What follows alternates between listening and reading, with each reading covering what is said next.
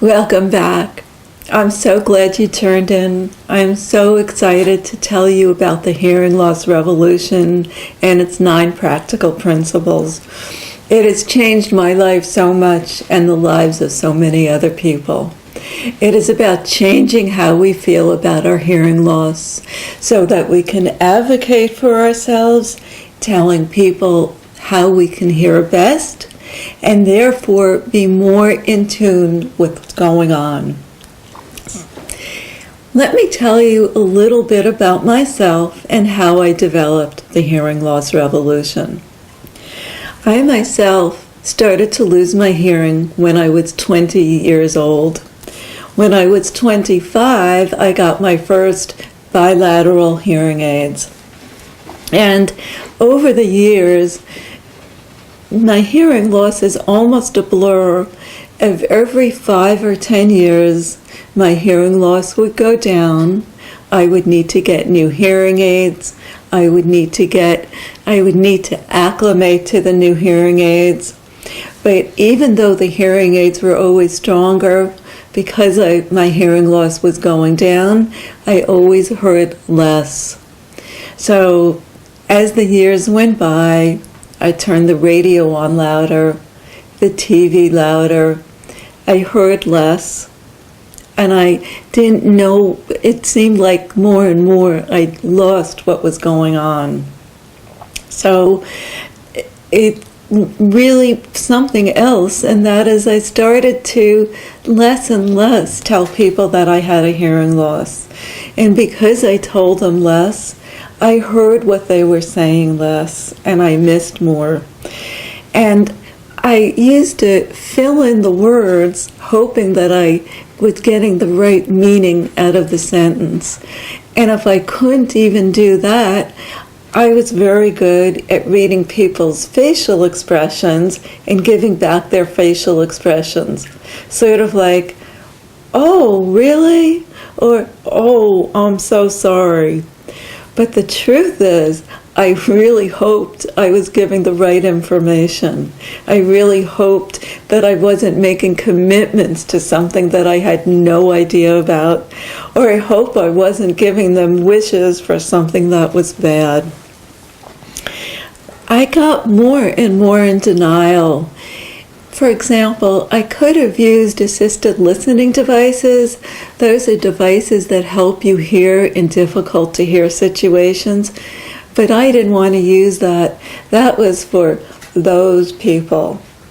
Or I was told about an organization that specializes in people with a hearing loss called SHUSH, or today Hearing Loss Association of America. No, I didn't want anything to do with those people.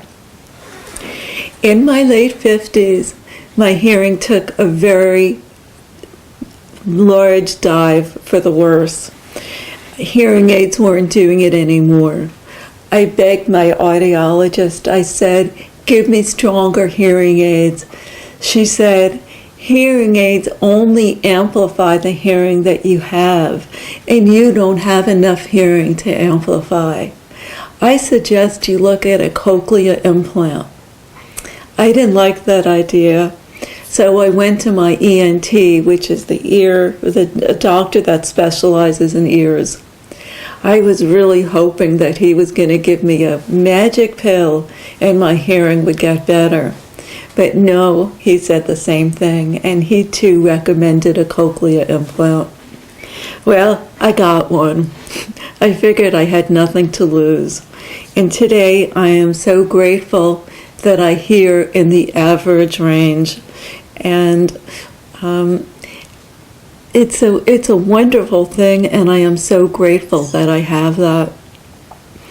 Cochlear America is the manufacturer of my cochlear implant, and they advertised an annual meeting for other cochlear implant recipients.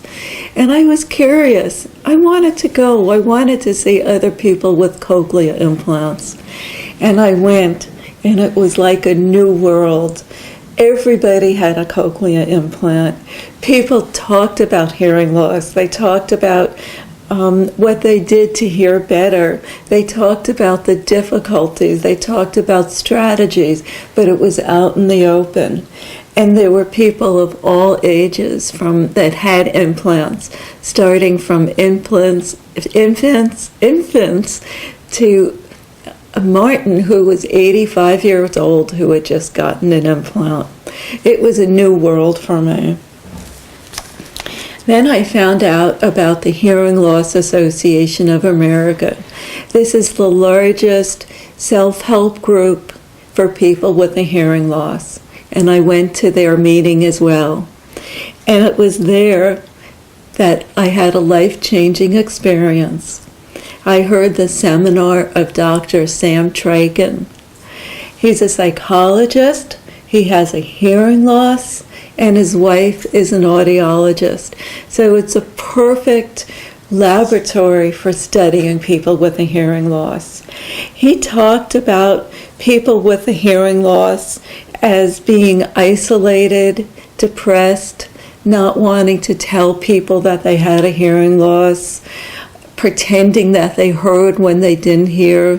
He talked about all of these things. It was these things that came out in the open. I thought it was just me, but it wasn't. It was a whole group of people. It was at that point that I started to wonder, why is this?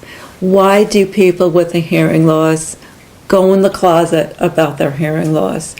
Why don't they tell people? Well, I thought about it from a historical perspective. Many years ago, hundreds of years ago, there was no hearing amplification. So people that could not hear were really out of society.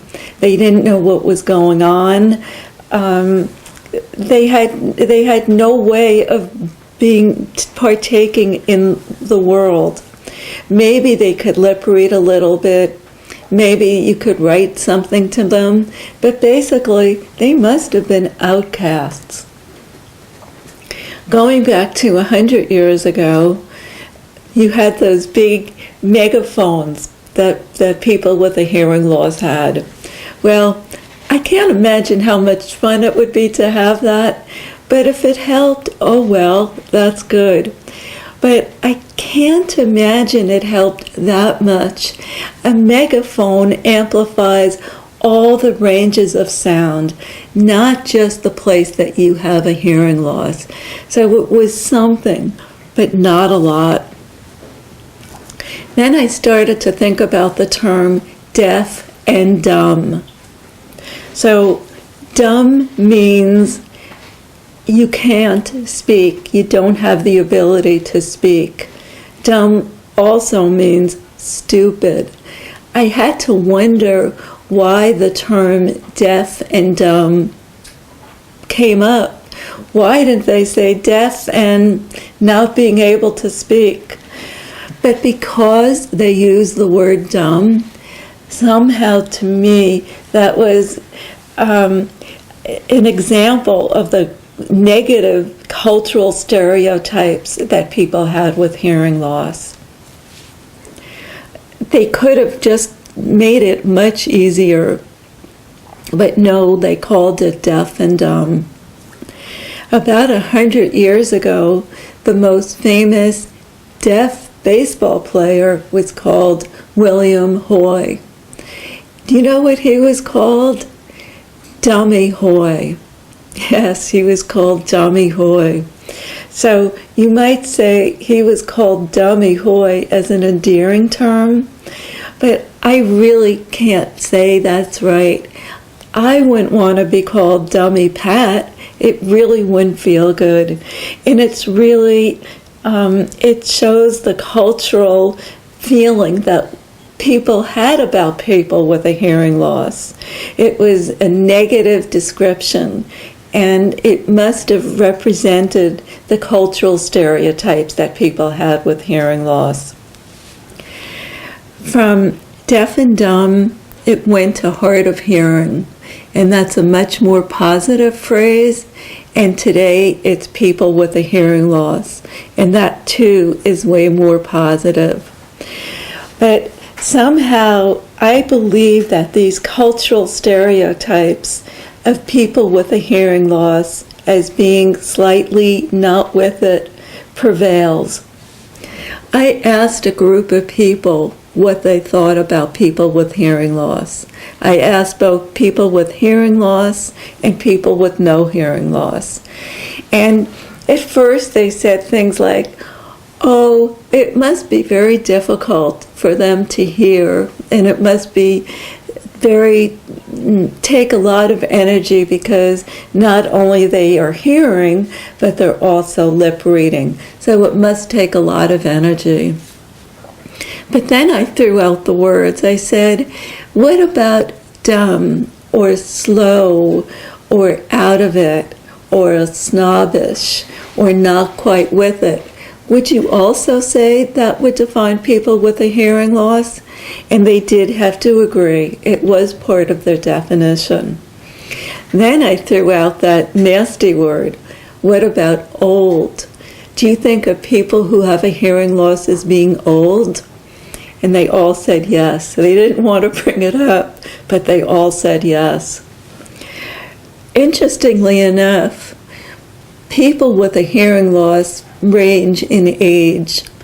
In fact, do you know what % of people with a hearing loss are in the workforce?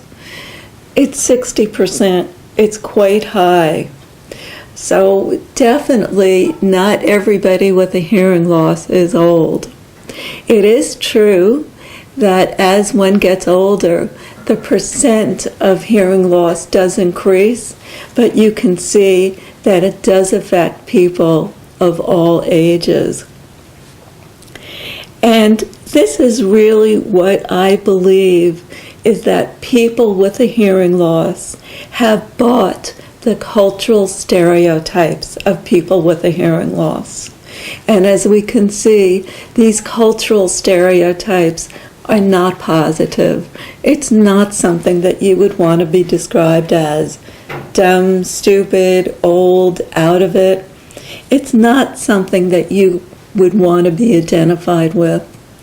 So my belief is that people with a hearing loss have taken on these definitions and so don't want to tell people that they have a hearing loss.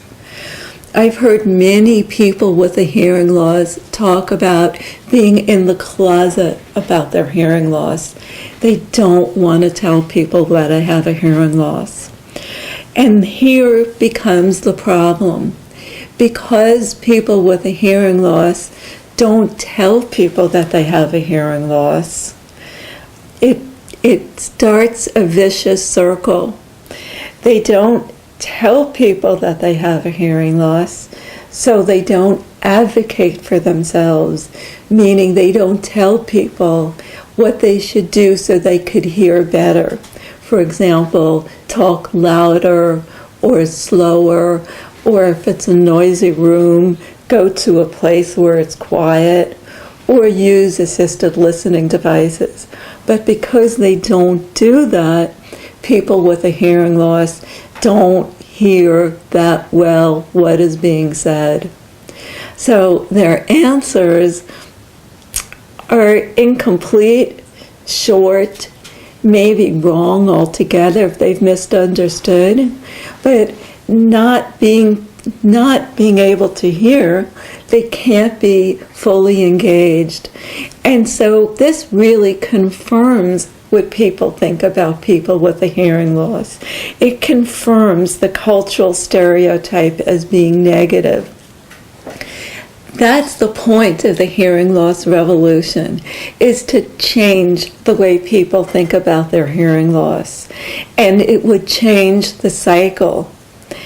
Instead of not letting people know that they have a hearing loss, to say, I'm so sorry, I haven't heard what you've said, I have a hearing loss. Could you talk to me slower or louder? If you don't mind, I really want to hear what you're saying. And when they do that, they're able to hear what's being said to them. And because they're able to hear what's being said to them, they're able to respond with an intelligent answer, not these one-liners or not just the facial expressions of, oh, no. They'll be able to be fully engaged. And once they do that, people will change what they think about people with a hearing loss. The cultural stereotypes will dissolve. They'll no more think about people with a hearing loss as stupid or slow. That definition will have changed. And when it changes, then people with a hearing loss will not look for the smallest hearing aids. Instead, they'll look for hearing aids that have diamonds and emeralds, and it will have designer labels like Gucci and Christian Dior. They'll no longer look for the smallest ones. Now they'll look for the ones that work best for them with the best price. They'll look for assisted listening devices to help them hear in noisy situations like cars or parties or noisy places. But the point is, people with a hearing loss need to change the way they feel about themselves. They need to let go of the myths of hearing loss. They know it's not true. They know they're just as intelligent as they were before their hearing loss.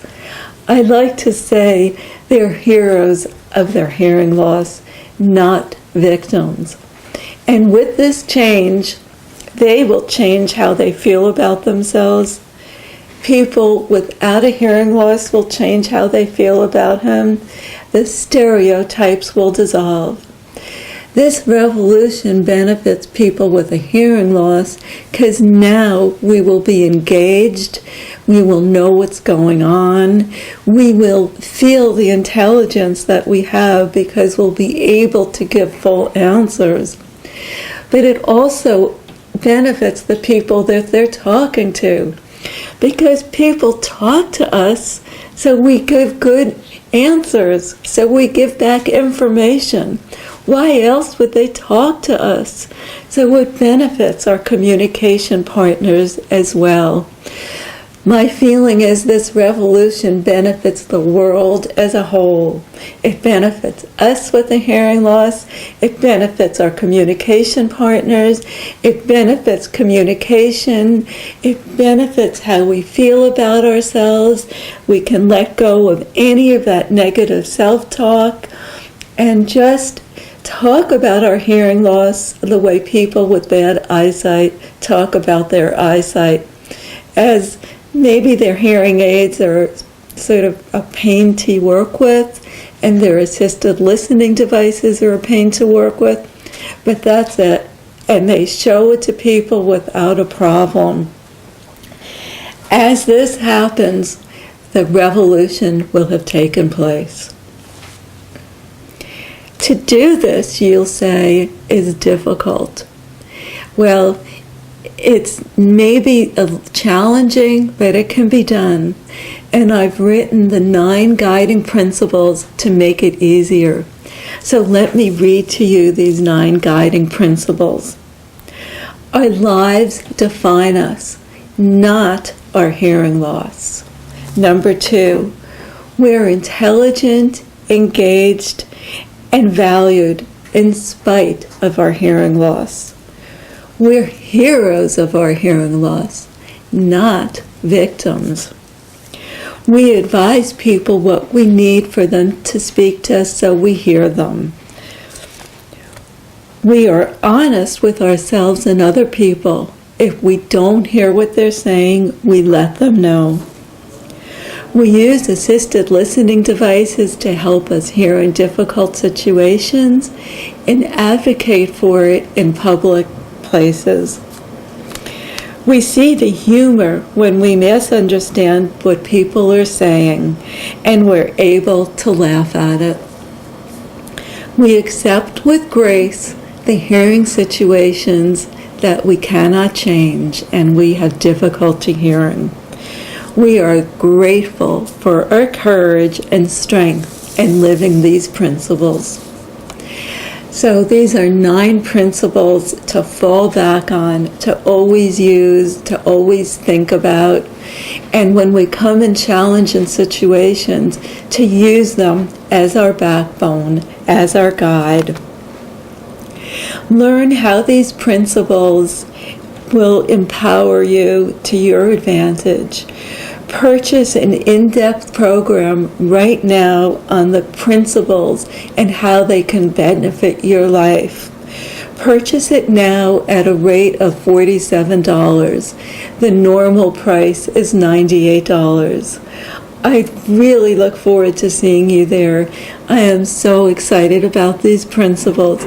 They have benefited me so much and so many other people. Thank you so much, and I look forward to seeing you soon. Thank you.